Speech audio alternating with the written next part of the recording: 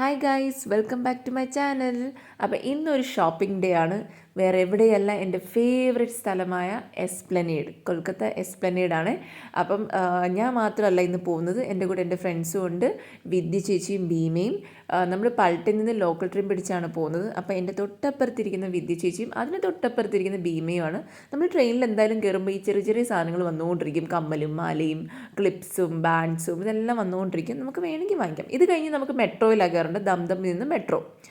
പിന്നെ ഇതാണ് മെട്രോ. നമ്മൾ മെട്രോയിൽ കയറിയിട്ട് വേണം എസ്പ്ലനേഡ് എന്ന് പറഞ്ഞ സ്ഥലത്ത് ഇറങ്ങാൻ വേണ്ടിയിട്ട്.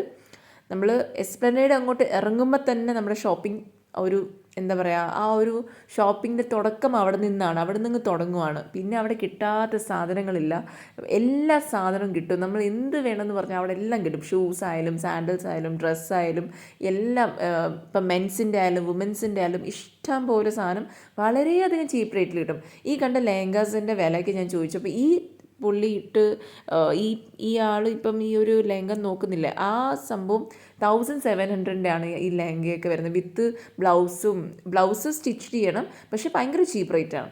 പിന്നെ ഈ കണ്ട സാരീസ്, ഇതെല്ലാം കോട്ടൺ സാരീസാണ്. ഇതെല്ലാം 200 റുപ്പീസിനാണ്. എനിക്ക് ഒട്ടും ബിലീവ് ചെയ്യാൻ പോലും പറ്റുന്നില്ലായിരുന്നു ഇതൊക്കെ 200 റുപ്പീസിന് കിട്ടുന്നത്. നമ്മൾക്ക് നമ്മുടെ നാട്ടിൽ പോലും ഇത്രയും ഒരു ചീപ്പ് റേറ്റിൽ കിട്ടത്തില്ലല്ലോ. പിന്നെ അവിടെ നിന്ന് നമ്മൾ ബാഗ്സ് നോക്കി. ബാഗ്സൊക്കെ വളരെയധികം റേറ്റ് കുറവാണ്. പിന്നെ ഈ പോയ സൈക്കിൾകാരനെ കണ്ടില്ലേ, ഞങ്ങൾ ഇയാളോട് ചോദിച്ചു ഇങ്ങനെ ഒരു റൗണ്ട് അടുപ്പിക്കാൻ, മീൻസ് നമുക്ക് ഒരു വേറൊരു സ്ഥലം വരെ, എന്ന് വെച്ചാൽ ആ റോഡിൽ തന്നെ വേറൊരു സ്ഥലം വരെ നമുക്ക് എത്തണമായിരുന്നു. നടക്കാൻ ബുദ്ധിമുട്ടുള്ളതുകൊണ്ട് നമ്മൾ വിചാരിച്ചു, പുള്ളിനോട് പറഞ്ഞു നമുക്ക്, പക്ഷേ ഇതിനകത്ത് നമുക്ക് ആകെ 2 പേർക്ക് ഇരിക്കാൻ പറ്റത്തുള്ളൂ. പക്ഷേ പുള്ളി ആയതുകൊണ്ടാണെന്നോ എനിക്കറിയത്തില്ല, പുള്ളി 3 പേരെ ഇരുത്തിച്ചാണ് അതിൽ കൊണ്ടുപോയത്. ഇതൊരു ഹാൻഡ് പുള്ളറാണ് കേട്ടോ, വെച്ചാൽ കൈകൊണ്ടാണ് ഇത് നീക്കി കൊണ്ടുപോകുന്നത്. അപ്പം നമ്മൾ ചിന്തിക്കുമായിരുന്നു ഇത് ഇരിക്കാൻ പറ്റുമോയെന്ന്. അപ്പം ഞാൻ നോക്കുമായിരുന്നു, വിദ്യച്ചേച്ചി കൂടെ ഇരുന്ന് കഴിഞ്ഞാൽ, നമ്മൾ 2 പേരും കൂടെ ഇരുന്ന് കഴിഞ്ഞാൽ പിന്നെ മൂന്നാമത്തെ ആൾ എവിടെ ഇരിക്കും എന്ന് ചിന്തിച്ച് ഞങ്ങൾ 2 പേരും ഇങ്ങനെ ഇരിക്കുമായിരുന്നു. അപ്പോൾ പിന്നെ ലാസ്റ്റിൽ ഭീമ പറഞ്ഞു വിദ്യച്ചേച്ചിയുടെ മടിയിൽ ഇരിക്കാം എന്ന് പറഞ്ഞു. അങ്ങനെ പിന്നെ ഞാൻ വേറൊരാൾക്ക് നമ്മുടെ ഫോൺ പറയുമായിരുന്നു ഒന്ന് വീഡിയോ എടുക്കാൻ പറ്റുമെന്ന്. അപ്പോൾ വേറൊരാൾ വീഡിയോ എടുക്കുമായിരുന്നു.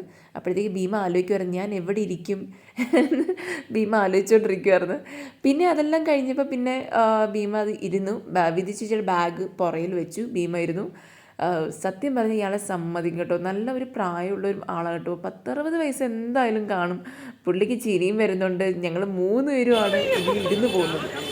പക്ഷേ നല്ല ഒരു എക്സ്പീരിയൻസ് ആയിരുന്നു ഇത്. എന്ന് വെച്ചാൽ ബംഗാളിൽ വന്നിട്ട് ഇങ്ങനെ ഒരു ഹാൻഡ് പുള്ളർ റിക്ഷയിലേക്ക് ഇരിക്കണമെന്ന് പറയുമ്പോൾ അതൊരു വേറൊരു എക്സ്പീരിയൻസ് ആയിരുന്നു.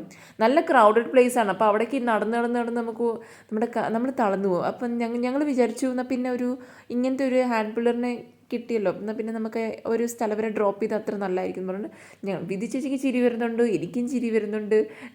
എന്നുവെച്ചാൽ നടക്കുന്ന ആൾക്കാരെ കാണുമ്പോൾ ഇതിൽ സാധാരണ 2 പേര് ഇരുന്ന് പോകുന്ന സ്ഥലത്ത് ഒരാളും ഇരുന്ന് പോകാറുണ്ട്. ഇതിലിപ്പോൾ 3 പേരായി ഇരുന്ന് പോകുന്നത്, അത്രയും ക്രൗഡ് സ്ഥലമല്ലേ. പക്ഷേ എല്ലാം നല്ല എക്സ്പീരിയൻസ് ആയിരുന്നു. നമുക്ക് ഭയങ്കര എൻജോയ് ചെയ്യാൻ പറ്റിയ ഒരു എക്സ്പീരിയൻസ് അടിപൊളിയായിരുന്നു.